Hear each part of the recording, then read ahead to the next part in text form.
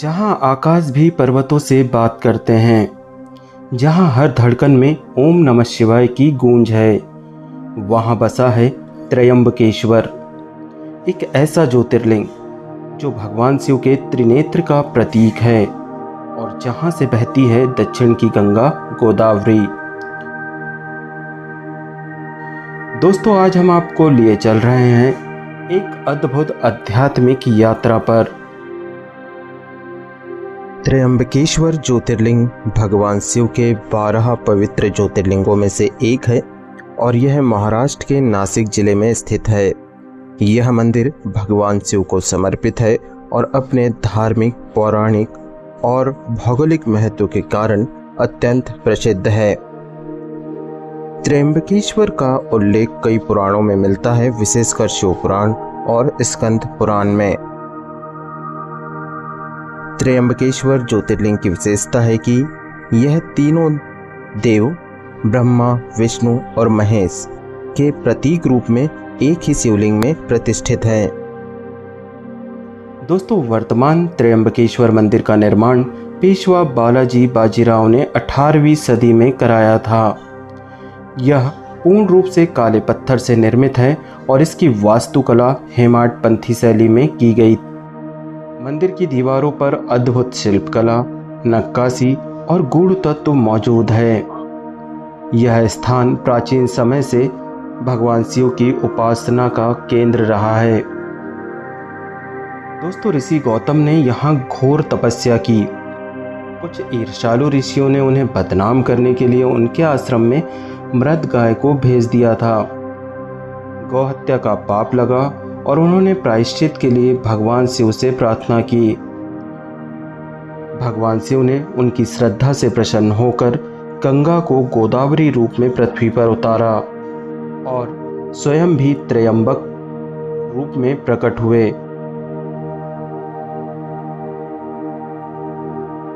मंदिर परिसर में स्थित गोदावरी कुंड को ही गोदावरी का पहला उद्गम स्थल माना जाता है। यहाँ से जल गौमुख से बहता है। स्नान, तर्पण और कालसर्प दोष निवारण के लिए यह स्थल अत्यंत पवित्र माना जाता है।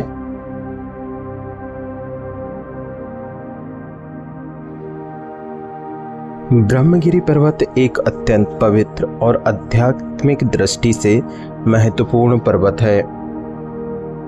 यह पर्वत त्रयंबकेश्वर मंदिर के पीछे स्थित है और यहीं से भारत की प्रमुख नदियों में से एक गोदावरी नदी का उद्गम स्थल भी माना जाता है। ब्रह्मगिरी पर्वत का पौराणिक महत्व है। ब्रह्मगिरी का अर्थ है ब्रह्मा की पहाड़ी। पुराणों के अनुसार यह वह स्थान है जहां गौतम ऋषि ने घोर तपस्या की थी।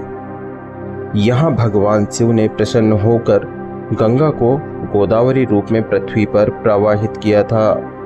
इसके अलावा शिव की जटाओं से निकली गंगा के बाहों का प्रतीक है जटाशंकर शिला।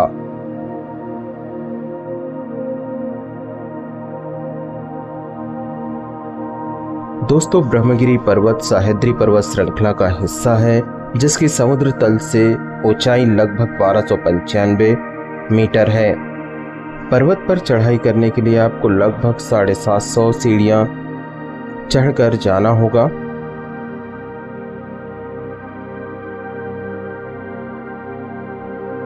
दोस्तों, बारिश में ब्रह्मगिरी पर्वत की प्राकृतिक सुंदरता देखते ही बनती है। बारिश के मौसम में यहाँ पर सभी झरने सक्रिय हो जाते हैं।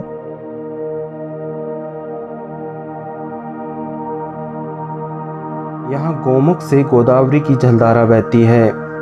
साथ ही पर्वत पर स्थित है जटाशंकर शिला, जहाँ शिला पर भगवान शिव के जटाओं के दर्शन होते हैं और यहीं पर भगवान शिव ने गंगा को उतारा था। दोस्तों, पर्वत पर ही स्थित है गोदावरी उद्गम स्थल और मंदिर।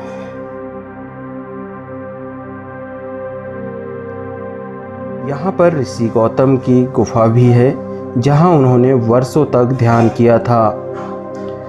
इसके अलावा दोस्तों, ब्रह्मगिरी पर्वत के समीप अन्य धार्मिक स्थल भी है जिसमें कुशावर तीर्थ, नीलांबिका देवी मंदिर, रामकुंड, कोटि तीर्थ और नरसिंह तीर्थ आदि है।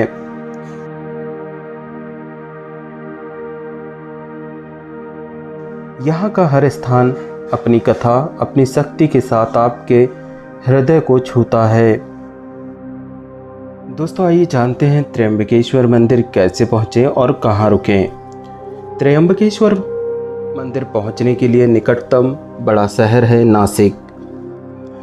नासिक रेलवे स्टेशन मंदिर से 28 किलोमीटर दूरी पर स्थित है, जहां से आपको मंदिर के लिए बस या लोकल वाहन मिल जाएंगे।